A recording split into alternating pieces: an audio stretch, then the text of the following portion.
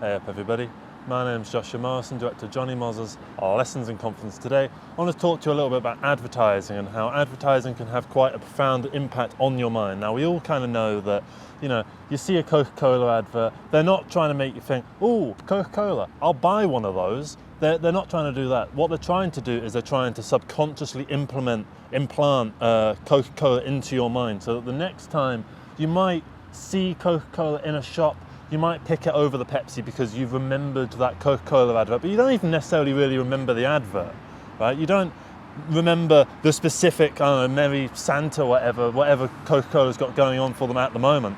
You remember just Coca-Cola, and you remember that you have seen Coca-Cola before, and that's why you go and buy it. That's why, brands that you already know will go out to advertise things, because you have this familiarity with them that is being built, this rapport that's being built, but it's a one-sided rapport that they're building with you, essentially, where they're trying to make you feel comfortable and accepted within that brand's presence. And that's kind of the idea of advertising. Now, it's different for someone that's maybe like your size. If you're like a creator or whatever and you're trying to get out there and try and get your name out there, you need to approach things in a different way. It's not good enough to just get your name out there, because random YouTuber number 658-B doesn't mean anything to any of the people that are walking past, or anyone that's like in the comment section of this. It doesn't mean anything to them yet, because you haven't built that rapport. Now, how do you build that rapport? Well, first off, think about it like this. Say you meet someone who's really nice, right? And you've got a crush on them and you kind of want to spend a lot of time with them. How would you get them to sort of be close with you and become like your partner? What's the steps that you would take towards that? Well, first off, you need to talk to them, right? You need to go up to them and have some kind of conversation, so that you have some kind of impression that they can have of you, for when they go off and sort of think, oh, that guy was kind of nice. It's the same way with advertising. You need to have something that will make some kind of impact, because you know what, the advert that you probably saw before this is probably not for anything of any worth, probably wasn't anything very interesting. I probably shouldn't say that.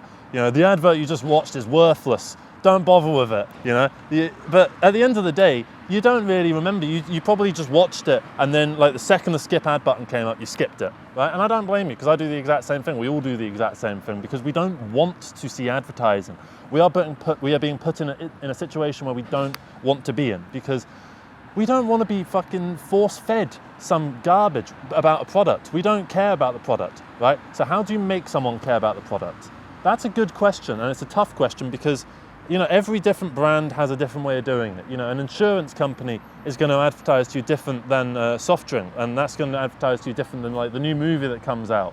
All of these things will advertise to you in different ways. So say a movie, for instance. What might you recognize about a movie? The actors, right? A movie stars Brad Pitt or Tom Cruise or whatever. So now you have a familiarity, because you've seen Tom Cruise and Brad Pitt in things before. You've heard other people talk about them. They are known as like the famous actors in the cultural zeitgeist. They are like the top of the food chain, right? And you've seen them in something and you kind of think, yeah, Brad Pitt's quite good. Tom Cruise is quite good in certain roles. I liked him in, I like Tom Cruise in War of the Worlds. So say another Alien movie comes out and it's got Tom Cruise in it. I might think, well, he was good in War of the Worlds, so I might watch this. Or what they might do is they might do directed by whoever, right? Say it's directed by Steven Spielberg. Right, well, I've seen plenty of Steven Spielberg movies and I think that he's a good director. So I'm more likely to watch it, because I now have familiarity with this thing, because I have seen things that are similar to it in the past. Now, if you're making movies or you're making music, you don't quite have that luxury, so you need to find another approach. So horror movies are a very good example, because horror movies are a very big cult sort of thing, and people will watch horror movies that are made by nobodies, that are made for very little money. And that's why you get so many indie filmmakers that go out and make horror movies, because they see them as a good marketing sort of thing, because they have a built-in audience, right? So because they have a built-in audience, that means that you're able to get something out of it, because there's people that will come and watch it. There's horror fans out there. There's people that go nuts for horror movies, right? So why wouldn't you make a horror movie over, say, I don't know, a drama? Because what's a drama? Drama is the most vague term out there. It means nothing, because all it means is it's not a comedy, I guess. That could mean anything. Like Schindler's List is a drama, Trainspotting is a drama. They're two totally different films, but they're both dramas, right? So you need to make something, if you're trying to advertise to someone, that someone might actually want. Now, how do you do that? Again, it's through the familiarity, because, you know, say with Prime, I just saw a Prime advert go past on the bus, right? I know Prime because I've used Amazon before.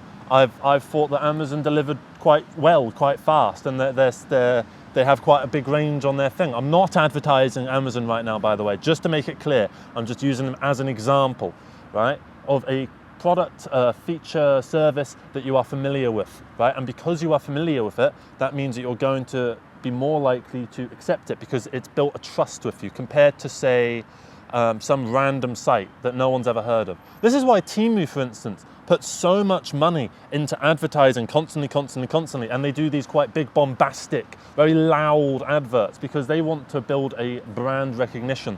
They want to be known as the company that sells stuff for 5 pence. They want to be known as the company that has things really, really cheap, right? And now they have built that rapport. I see people in my real life that have used Temu, and I've noticed that everyone that I've known that has used Temu has had a negative experience from it. So again, not advertising. I'm not advertising Temu, or however the hell you pronounce it, right?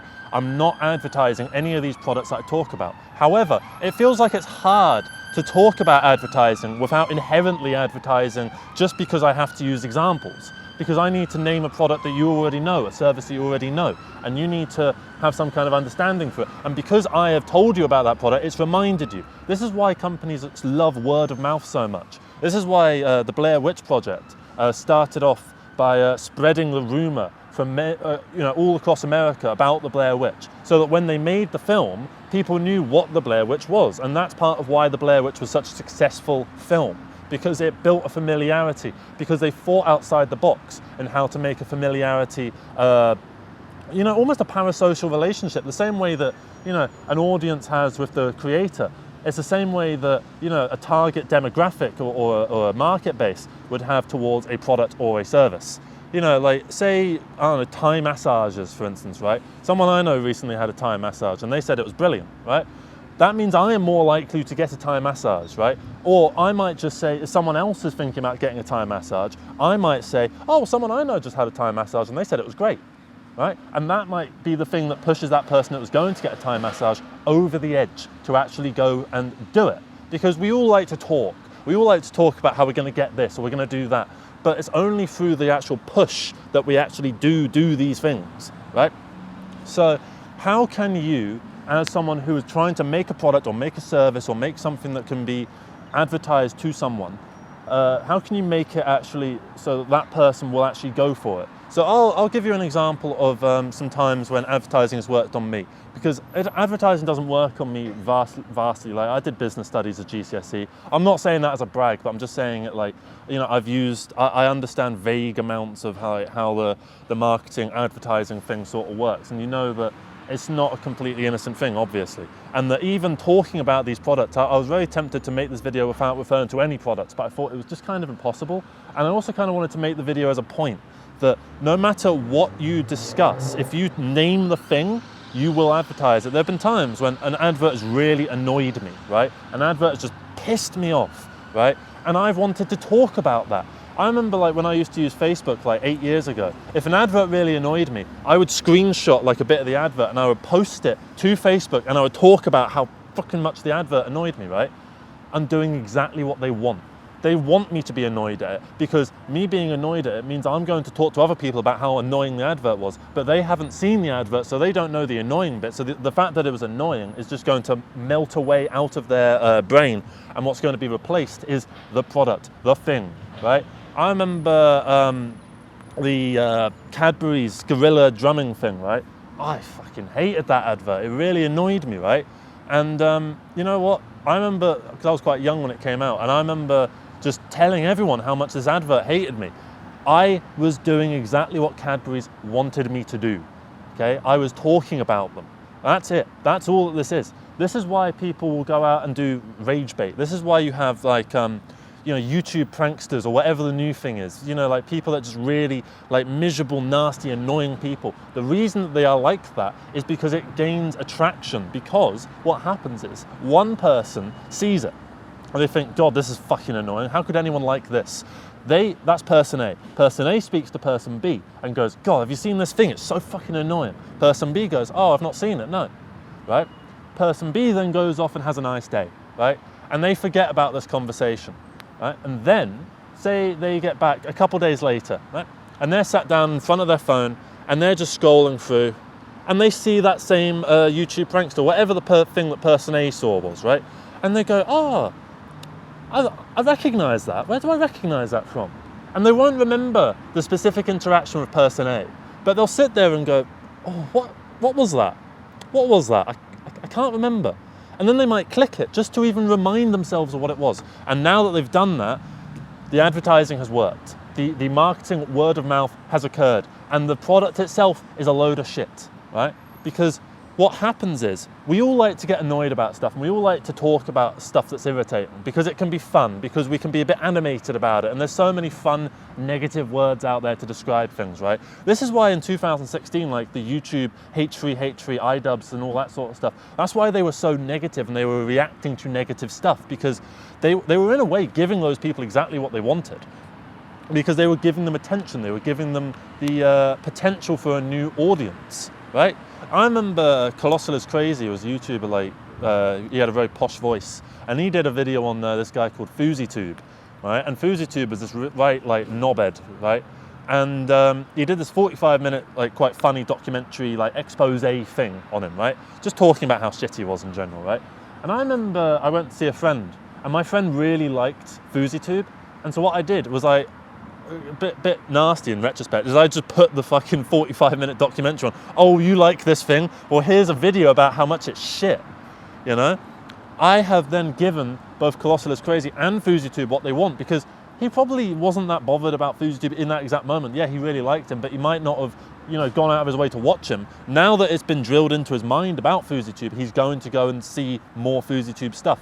And because FouseyTube has, like, appeared in his algorithm, because I've searched for it on his computer, it's now going to appear more, because the YouTube algorithm will think, oh, he likes FouseyTube, let's give him some more FouseyTube stuff. Let's give him some more of this. Let's give him some more of that sort of thing that he doesn't like. That's why your algorithm is so full of shit. That's why I hate the YouTube short sort of thing, because it gets me down a really dark rabbit hole of just negative content, because I end up sticking around for longer on the stuff that just pisses me off. Like, I end up watching the Andrew Tate thing a lot longer and something's a lot nicer, because I'm sitting there going, God, what a disgusting fucking person that is. And I'm giving him more of my time. And because I'm giving him more of my time, the YouTube algorithm thinks, oh, there's something that I'm going to give him more of. That's how stuff like Andrew Tate and like all this, like all these political figures that everyone thinks, how can anyone like them? That's how they're able to spread, because they are able to harness the power of the negative impression and the power of word of mouth, because these two things that come together mean that word of mouth means that you say it to someone else and that person doesn't have the negative impact that you've had from previously seeing it, so they go and see it, they might get the same negative impression, they go out and speak to it. Say person B saw that thing that was on the YouTube that person A told them about, and they also really hate it. What they do is then they go and tell person C about how shit this thing is, and then person C does the exact same thing, and then the same thing happens again and again and again and again until you get to person Z. Right? And then in all of those people, one of them didn't think it was a load of shit. One of them thought it was really nice, right? Look at JLS. Does anyone like JLS? Someone must, because they toured all over the place. They were huge, right? Look at One Direction. Do people really like that? Yes, they did. But just because we all talk about this stuff about how shit it is and how could anyone like it, there are people out there that do like it. And the fact that we talk about how shit this thing is means that we are exposing that thing that is shit to a potential audience of people who will disagree with us, right? That's the power of advertising. Advertising is an extremely important tool in your repertoire. And I don't mean this to just say, go and be a knobhead and you'll get instant success, because it's a tried and tested formula and you need to be really good at it in order to make it work. It's not like a guaranteed thing, right? And it's the same way, like if Coca-Cola tried that to just be as big of an arsehole as possible, it wouldn't quite work for them, right? I think the knobhead approach works for like up and comers, but if you're already established, all you need to do is just make people remember your name. And if you're new, you need to make sure that people know your name and know who you are and know what you are, most importantly, right? So, yeah, I think that's going to be the video. I hope you managed to get something out of this. I know it was a little bit all over the place, but I hope you did manage to get something out of it all the same. Thank you so much for watching it. Here's an advert. don't know if you can see it. There's the advert, there. Otes. I've never heard of Otes in my bloody life. Don't know what it is. I don't plan on using it anytime soon. But take care, everybody. Bye-bye. And don't engage with that advert. Engage with another advert. And if you're trying to become some kind of advertiser, if you have a product to advertise, just remember that it's important to get your name out there as much as humanly possible, because the more negative impressions you make, the more, because like it's a percentage. Say you make 90% negative impressions and you make 1 million impressions. That's 10,000 impressions that were positive from people who would like you. Okay? So thank you very much for watching this. Take care. Love you all. And yeah, see you all very soon. Hope you had a good Christmas as well. Hey up everybody. My name's Joshua Morrison, director of Jonny Mozza's Lessons in Confidence, and today I'm here to talk to you a little bit about architecture and how architecture can vary depending on the culture and the time period. So obviously you go back in the day, you've got a lot of really big ornate buildings, you've got churches, you've got temples and all that sort of stuff, right? Really impressive, quite beautiful pieces of architecture. However, what you don't realise is that there was an awful lot of garbage that was out around that same time as well. Really terrible pieces of architecture that were just strut up because it's a necessity. You need a roof over your house, okay? You need a roof over the shop. It doesn't need to look great. Thatch roofing was not a trendy sort of thing. It wasn't sort of like, oh, I want to get a thatch roof so that I can be the best person with a thatch roof, so that I can show my status. It wasn't. It was just like there's thatch all over the bloody shop. Like, look at all this stuff here. Obviously it's not thatch, but you could turn it into, actually I don't think the camera can see it, but you could use the things that are around you to actually make buildings. Now we have diggers and cranes and lots of concrete and steel and things like that. So we're able to make, I'm going to move out of the way so that you can see, that right there is Twickenham or Kingston, something like that. It's one of those places. So first off, I want you to pay close attention to that white red sort of building there, right? Looks fucking awful, okay? That is not a nice building. However, that building is not designed to look nice. It's designed to do what it needs to do, okay? It looks like it's some kind of warehouse or, I don't know, shopping centre or big car park or something like that. It's designed to make sure that people can get to the place they need and do the thing they need to do. It's not there to look pretty. And I feel like with regard to some of the discourse around architecture at the moment, particularly like, the idea that buildings should look beautiful, which I do agree with. I'd rather we didn't have it look like that. I'd rather stick some sort of terracotta on it, okay? That would look really good. However, I feel like the issue comes around when you get to the cost of it. Because obviously if you wanted to chuck terracotta on that, that is going to cost a lot. Now obviously you could do some kind of tax incentives, but I'm guessing since basically no country in the world does that, that there's like some good reason that they don't do that, I presume, okay? So what I think you should try and take away from this video is you're going around your little local area, right? And you're seeing all these new builds cropping up all over the place and you're like, Jesus Christ, another one, it looks shit. And then you see another one down there and they all look exactly the same because they're based off the same templates. The blueprints are basically exactly the same and you'll see them just copy pasted like you're in SimCity or something. And what I find a little bit frustrating is you go around and you do feel like a lack of culture because all of these buildings kind of look the same. Like when I went to Milan, I was in the center of Milan, I was kind of walking around going, oh wow, Central Station, it's beautiful, and it really is beautiful. It's a bloody amazing station. It's huge. It'd probably take up this entire shot, that whole thing there. It's massive, it is. Really ornate, beautiful Italian architecture, right? But I think when you get out into the suburbs and the outskirts of Milan, like when I got off on the plane and we're on the little coach thing that takes you into town, right? We're going down the motorway and there's these giant warehouses cropping up all over the place. They look a mess, okay? They look terrible. And I think that is kind of true Italian architecture in a way, because I think the issue comes around when every country has these same kind of things. Every country has the same sort of thing going on where it's just you've got nice stuff in the middle for all the tourists to look at, and then you go out a little bit and it's kind of, not that good. And then you go a little bit further out and then it kind of starts to get a bit better once you start getting out to the countryside, because it's a really small little town, you're sitting there your whole life, so you've got to have something nice to look at. So that makes perfect sense. However, in cities like this, you kind of need, and this is in a city, believe it or not, we need this kind of thing, unfortunately, because we have economies to run, we have stuff to do, shit needs to get done. So that works, okay? You go in your house looks a wreck from the outside, but you go in and you decorate and make it your own, all right? So I feel like, I mean, I don't get me wrong, I like seeing a little, you know, old church or something like really nice looking get turned into a Tesco Express, but then you kind of think, oh, hang on, that's a really nice church. Why is it being a Tesco Express? Why don't we use it for something else? I don't know. I don't have the answer to that. I suppose capitalism's the answer to that, really. But it's just ridiculous what's going on with all the buildings and stuff.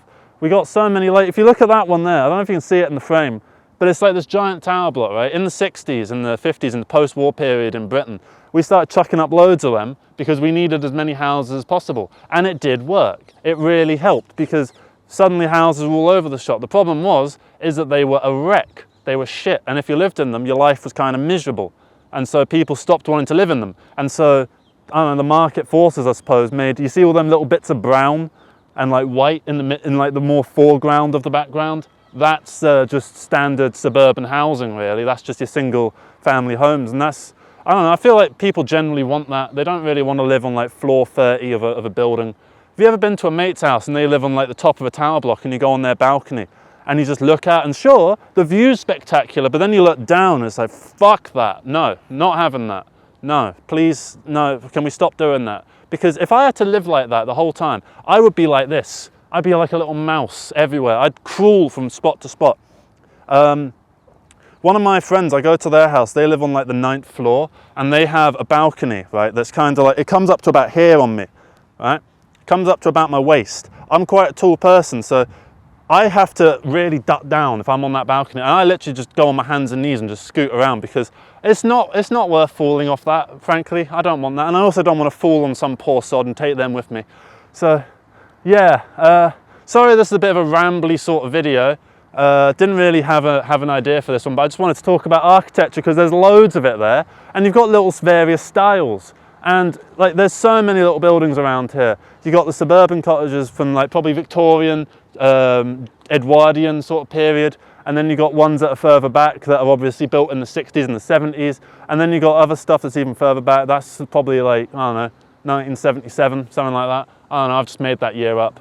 And I've made a lot of this stuff up. So if you actually have some knowledge on architecture, the history of architecture and the future of architecture, please leave it in the comments below. We can all educate each other and just see what the conversation takes us and see if we can come to any good conclusions about the nature of you know, urban civilization, because it is quite interesting, because it's what we are surrounded by.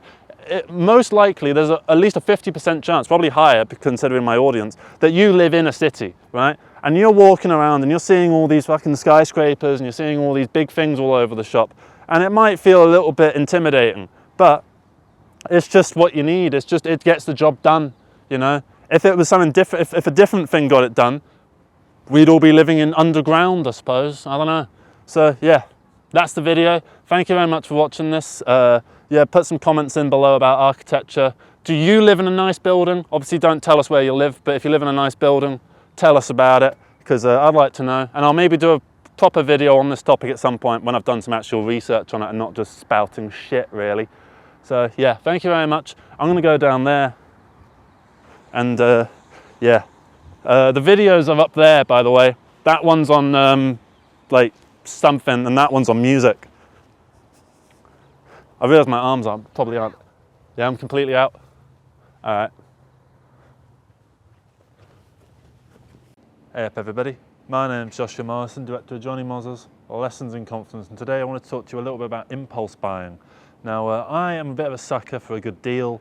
If I see like a buy one get one free thing, I'll end up getting it, and if it's like buy one get one 50% extra, I'll sort of think, oh, I could get 2 of them, but I don't need 2, I only really need 1.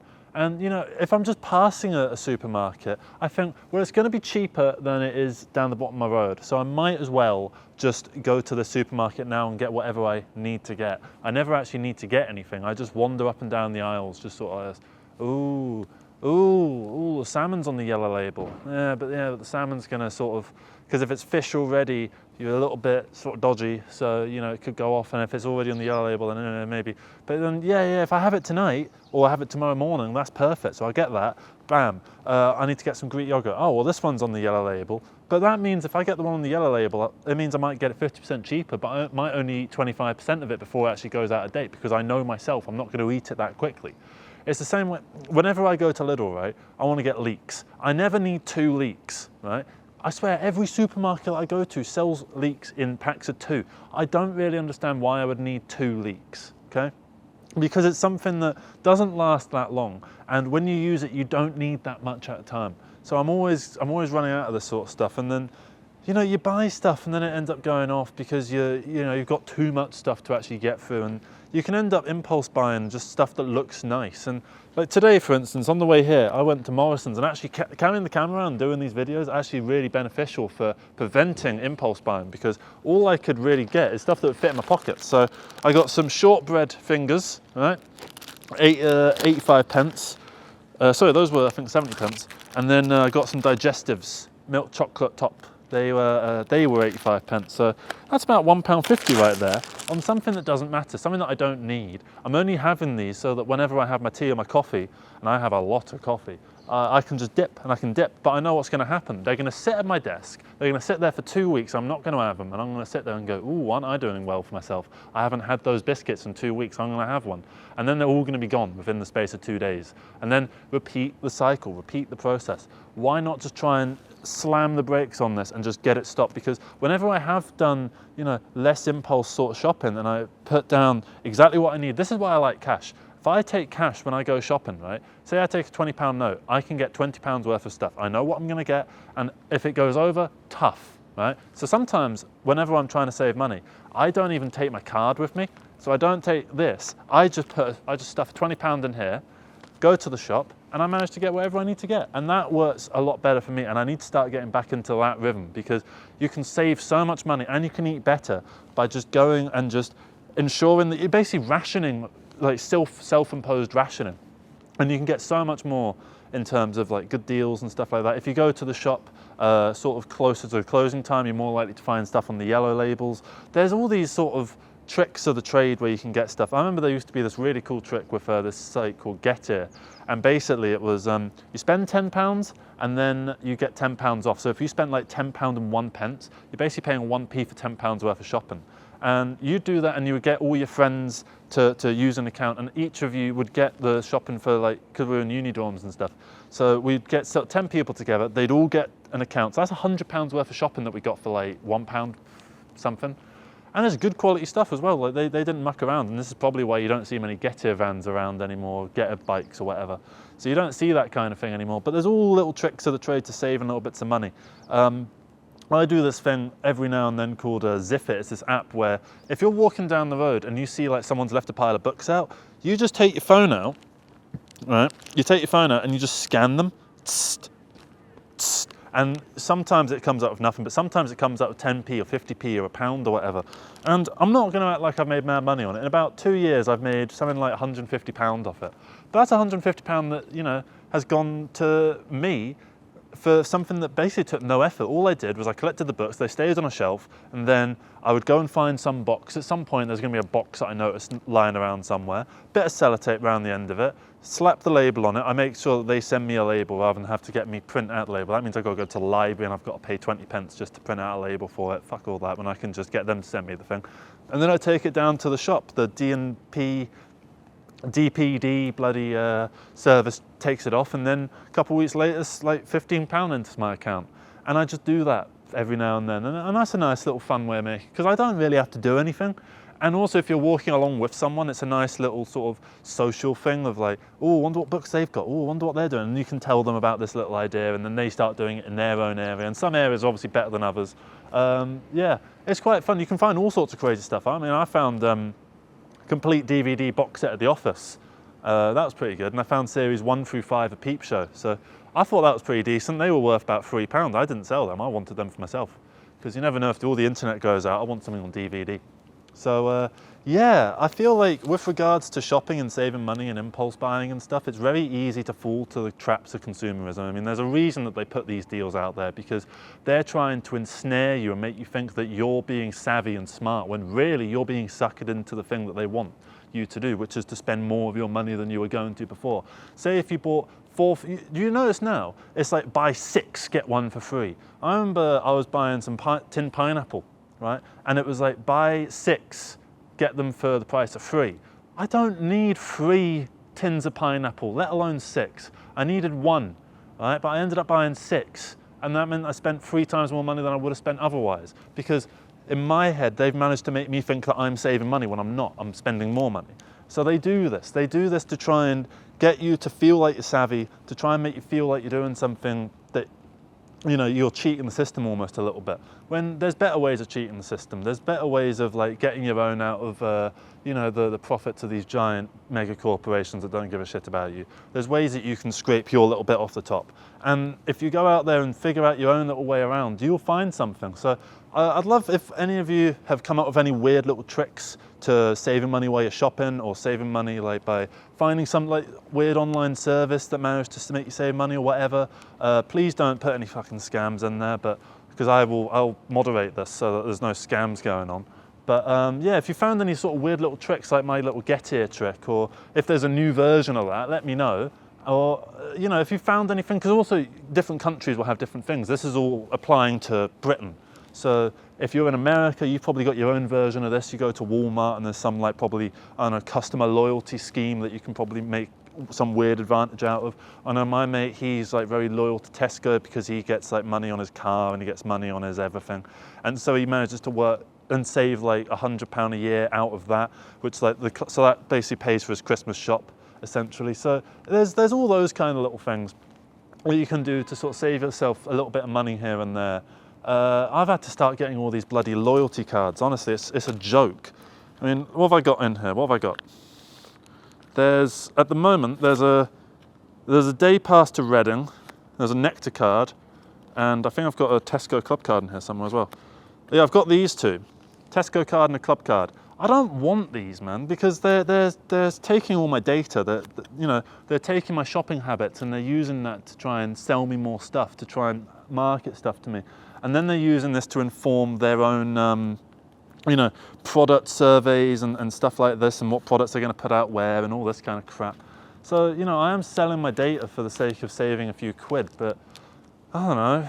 I mean, I am saving a few quid out of it, and if I need a few quid, then what?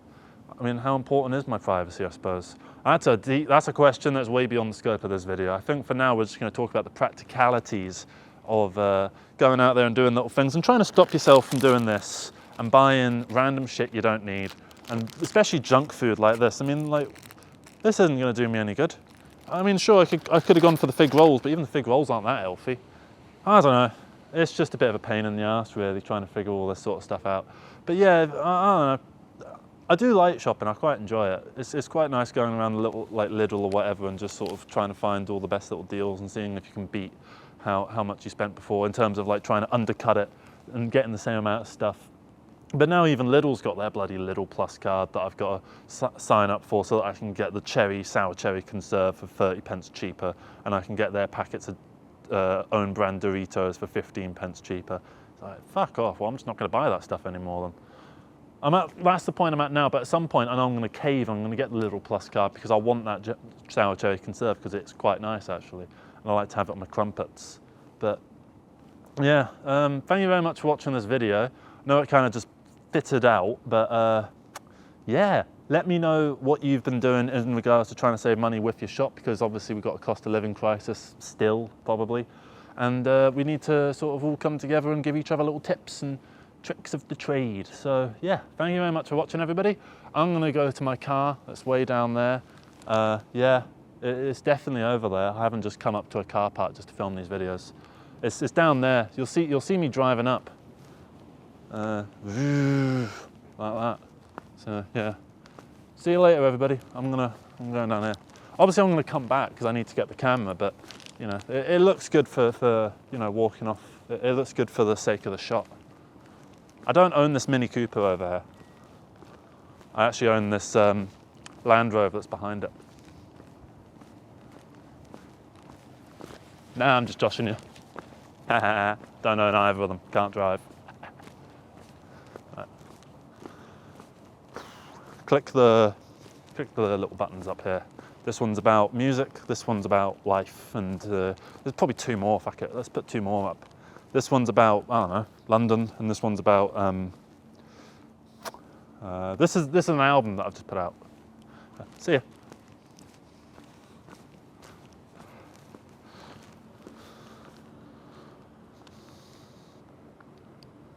Hey up everybody, my name's Joshua Morrison, director of Jonny Mozza's Lessons in Conference, and today I want to talk a little bit about the cinema, right?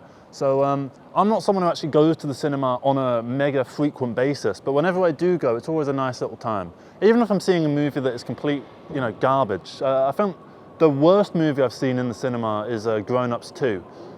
It was really bad, as you can imagine. I mean, like, it's Adam Sandler at his worst, but you know what? I went and I actually had a good time. Even though the movie itself was terrible, I had a good time, right? And it's the same way I've gone to see good movies in the cinema. I saw Interstellar in the cinema. That was a good movie. I saw Independence Day, the original, in the cinema. That was really good. And all sorts of films that you see, right? And I think the being in that environment makes the film a little bit better, right? In most cases, particularly with blockbusters, particularly with things with big action scenes and big names and all that kind of stuff, the spectacle is kind of represented by the environment that you're in, and that helps to appreciate what's going on in the film a lot more. Comparatively, watching some like small indie sort of thing in a big cinema doesn't quite have the same impact on me compared to if I was to watch that, say, at home on the telly, because it's a smaller film, so I feel like it deserves a bit of a smaller environment to actually watch it. Now, if you're someone like that goes to the sort of Quentin Tarantino school of philosophy, or the Christopher Nolan school of philosophy around cinemas, you might quite disagree with that because it's kind of streaming and all these various things are killing the cinema experience. And that certainly is true. Cinemas are failing all across the country. This one's just opened up. I'm not sure why. It'll probably be here for about 2 years and then it's going to disappear. I haven't actually been in yet. I'm not actually going in after the video. I'm just doing a video here and then I'm going to fuck off down that way. And basically, the reason that I sort of thought I'd come out here is look at the films that are here, right? So you got Moana 2, you got Gladiator 2, you got Paddington 3, you got Red 1, and that's just the name of the film, and it's quite a lot, that's a lot of sequels, and that's an issue that's always been around, is sequelizing, is the fact that people want something that's familiar to them. People want something that they can recognize, and you know what, I'm not going to fault people for that. I'm the same. The new Alan Partridge series is coming out next year. I'm excited for it, right? He could go out and he's made plenty of Steve Coogan's gone and made plenty of serious new original things, and I've just not bothered with them. But I keep up with the Alan Partridge because I like it, right? So we all do it, and let's not pretend like we're better than other sort of people who do just love seeing the new sequels or the new Marvel movies or whatever. Because we all have that. We all have our comfort viewing. We all have that thing that resonates with us. And that's fine. And I'm happy to have this kind of entertainment that I might not be into if it makes other people happy. Because that's the most important reason. That's why we make stuff, right? Because we want to make some kind of creative expression that resonates with people. And sure, it might not resonate with me. I don't like the Marvel Cinematic Universe. I think it's a load of shite.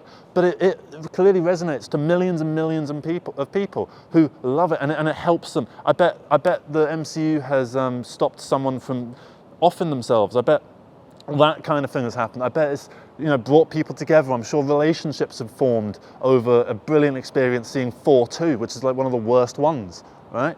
So all of these things kind of come together in this cinema, right? Well, not this one, but all sorts. And it's not just Big View, Cineworld, whatever the American ones are called, right? Those big chain cinemas that show the new blockbusters like these, right? Well, this isn't one of them, actually. This is a smaller India sort of one. And there's a few of those. Like there's one in Barnes, I can't remember the name of it, that does loads of random old films and stuff. I saw Full Metal Jacket there. I saw Rocky there. Saw a couple other films, I can't remember what. But you get the general point, right? Is you're seeing old stuff in the cinema, you're seeing kind of classics, etc., etc. And I think there's a lot of that kind of going on, and that can help bring people together as well. So if you're not into one thing, you've got another thing for you. And I think we should start going out into these collective experiences more and trying to get out of the house. Right? Because it's very, very, very easy to, get lost in the Netflix streaming. You end up going on episode 1, and then before you know it, you're on episode fucking 9. right? And it's annoying because it's the cliffhangers. It's the cliffhangers at the end of each episode that get you. And then after the 5th cliffhanger, you're kind of just exhausted. You're like, fuck off with the cliffhangers. Just give me a resolution, for God's sake. This is why I don't really keep up with serious, like serialized drama TV, because it goes on so long and it's constantly blue balling you until it gets to the end. Right? That's how it feels anyway.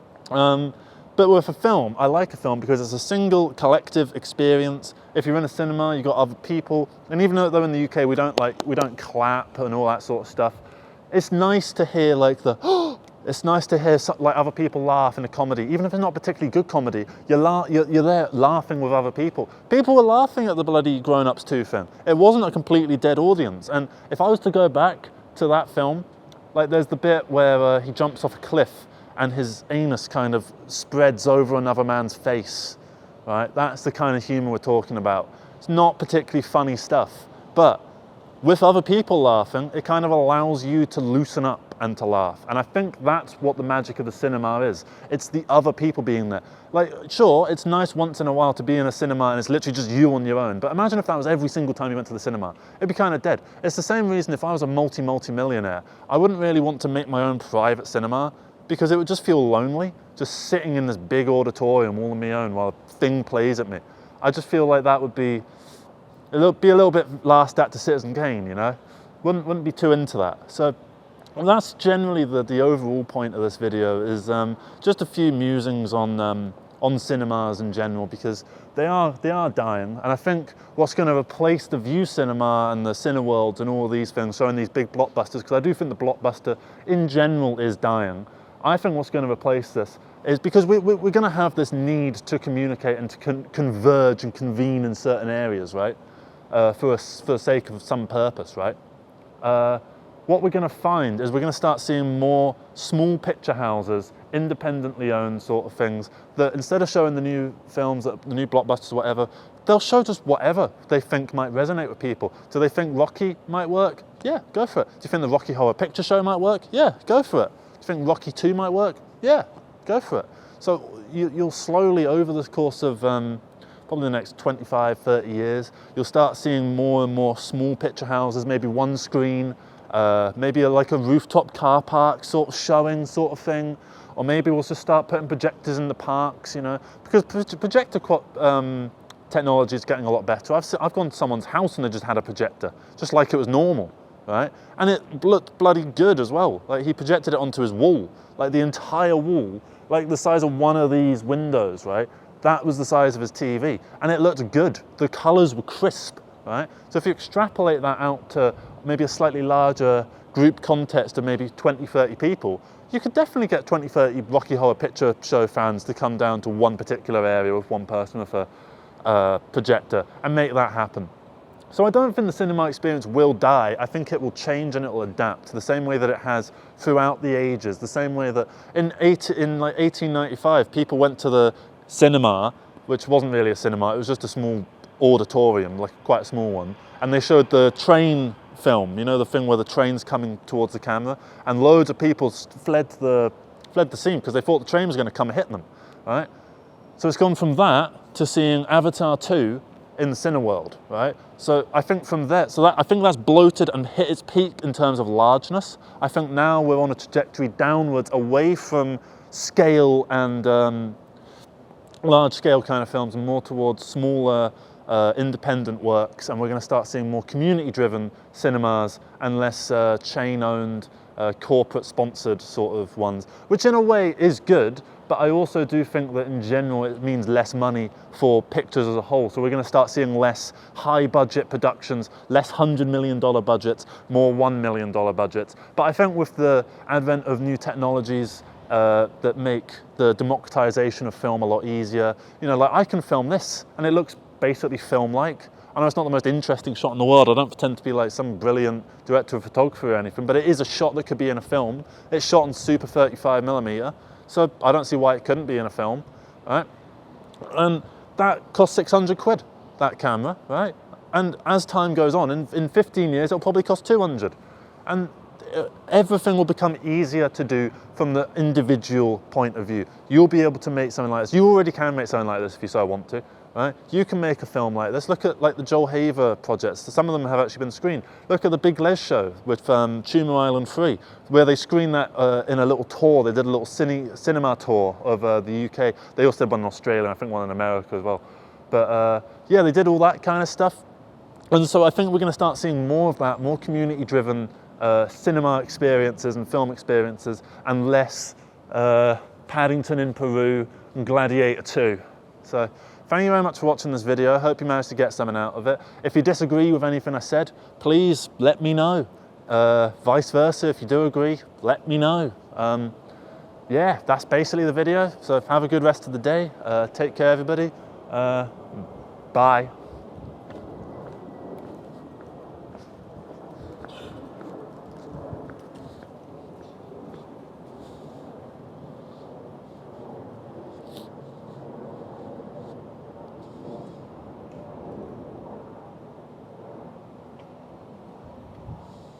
Hey up everybody, my name's Joshua Morrison, director of Jonny Mozza's Lessons in Confidence, and today I want to talk to you a little bit about getting down and just feeling a little bit down, and how you can kind of try and get yourself out of a rut while still acknowledging your own emotions and that kind of thing. Because whatever it is that you're feeling right now, if you're not feeling too good, it's totally valid to not feel good, and it's totally fine to feel the way that you do, because there's a reason that you feel the way that you do, and it's just trying to figure out why you feel like this from a logistical and analytical point of view, rather than from an emotional point of view. So let's say, for instance, that you've just lost your job, right? It's very easy to sort of sit down and just go, oh my God, I feel so awful, like I did this and then I did this, and I just sort of feel like this, and I feel like this, and this kind of thing happens, and it can become very overwhelming, because all of a sudden you're bouncing from thing to thing to thing to thing, and you're not really understanding how these things may relate to a larger answer, right? Well, what you kind of want to try and do is to try and figure out why this thing correlates to this thing. And once you can figure out those 2 points, then you can connect those to a third. And by that point, now you have something that you can fill in.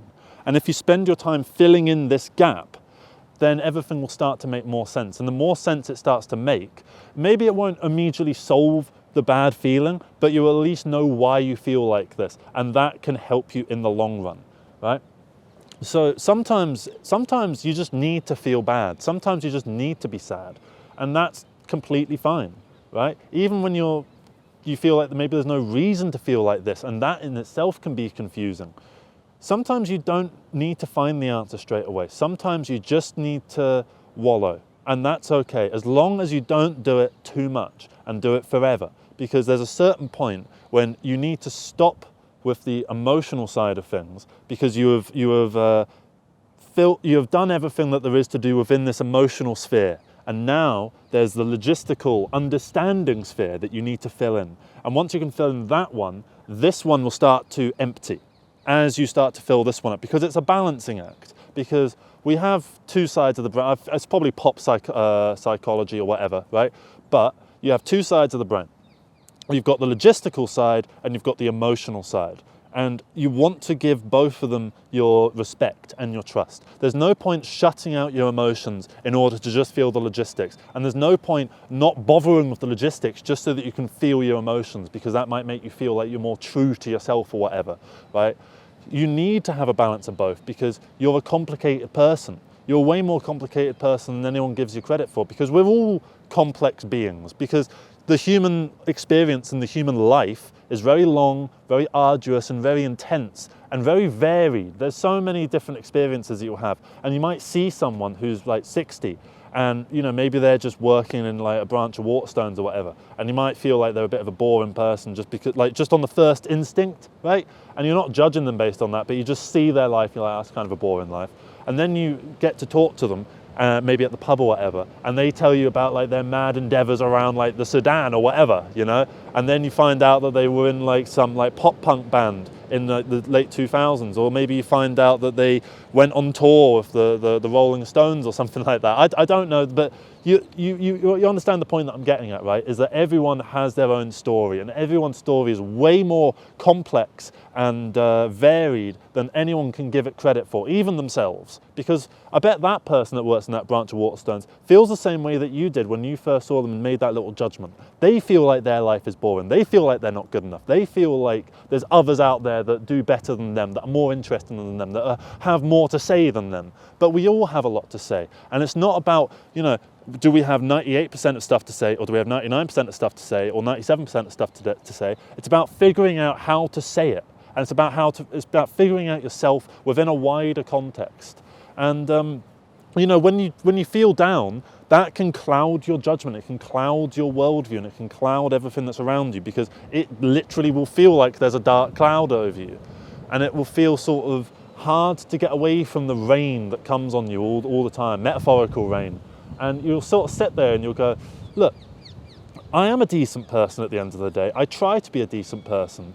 And yet it still feels like life is throwing this hard stuff at me. How do I deal with it? And there's no easy answer on how to deal with it, because what might work for one person might not work for another. Some people might get something out of like the self-improvement, like dopamine withdrawal thing. Other people might not. Some people might, you know, turn to religion and might get something out of religion. Other people might not. Some people might take up yoga, and some people might think it's a load of shit, right? But whatever works for them, works for them. And I think as long as you try and maintain a positive outlook, which I know is very vague and very generic advice, but as long as you do it, then you will at least be on the path to success. Because it's not like, ooh, I've got a positive outlook now. Ooh, look at all the trees around me. Aren't they all so green and lovely? Oh, isn't everything so brilliant around here? It's fucking freezing deep down, you know, because you'd be lying to yourself, right? But it's about trying to see the actual positives that are around you. Like right now, I think that I'm surrounded by beauty. Even though the trees are dead, even though the sky is grey, even though this tree is a lump of old shit that just shouldn't really be here, you know, but it doesn't matter to me, because what I see is the nice things. I see that tree over there that you can't see, and I just think that's a gorgeous looking tree, you know. I don't sit at it and just sort of think, fucking hell, it's so grey and miserable around here, it's so fucking grim, everything's so shit. You know, because it's very easy to feel like that, because it's very easy to feel like negativity is the more important thing to notice, because negative things are negative and you want to avoid those negative things, right? So you try and look out for them. And that's logical, that makes sense, and I understand why we do it. I do it sometimes as well. But what you want to do is try and notice the positives in the world around you. Try and find the things that make you feel happy, because the more that you start to notice them, you'll notice more of them around you, right? Because the more that you take this journey towards, not enlightenment, but just, I don't know, you know how enlightenment is like a light comes down, maybe you've just got like a dim light and you kind of want to make it a bit brighter and brighter, and then you make the world around you feel brighter and brighter in the process. You just want to feel happy, right? You want to feel happy, but at the moment you don't. So you're trying to figure out how to solve that. And it's a very complicated issue. And sometimes you'll have setbacks that'll push you back. Sometimes you'll feel artificially super on top of the world because of some good event that comes to you, and you'll kind of sit and think to yourself, like, at some point I'm not going to feel this good anymore, and how am I going to deal with that? And then you know what? Once that time comes, it won't be as bad as you feel like it will be. Because it's very easy to catastrophize the badness. When at the end of the day, the badness is always a bit better than you think it is going to be once you get into the nitty-gritty of it, right? And then once you're in the badness, now the only way you can go is up. The only place you can go in a sphere of darkness is into the light, right? And all you can do if you feel sad is try and understand your sadness, validate yourself for it, whilst at the same time not, bringing down the world around you, and trying to see the positives in the world around you. And while that can be very hard, and it can feel like you actively have to try to do it, the more that you do it, the more it will feel innate to you. And the more that it feels innate to you, it won't feel like a task to accomplish, and it will start to just feel like an overarching worldview, and it will just become second nature to you. And then you'll just start seeing everything as positive. Like, obviously, like, you don't see literally everything as positive. If a bad thing happens to you, like I stepped in a bog on the way to film this video and it fucking stinks. That's not a positive thing, right? but you shut out the negative things. You acknowledge them, but then you put them in a box marked negative stuff, and then you get on with your life, right? Because this little box of negativity right here, you can open it and look through your old memories and see where you were and see how far you've come. But then at a certain point, it's nice to just put the box down, you know, push it under the bed and just breathe in nice positive energy that's around you. So thank you very much for watching this incredibly hippie-esque video. I hope you managed to get something out of it. I know I'm a little bit all over the place with how I'm trying to word my point, but I think you generally get the gist of what I'm saying, right? Is that you need to try and have a positive outlook in order to see positivity, and the more you see positivity, the more you will feel the positivity, because it will breathe into you the way the air comes in through the pores of your skin, right? So thank you very much for watching this video. Hope you got something out of it, and have a good one, and have a good day, a proper good day. And if you're having a bad day, just feel like, you know, I get why I feel like this. I totally understand it. Because, you know, I have bad days as well. We all have fucking bad days. Even like Alan Watts had bad days.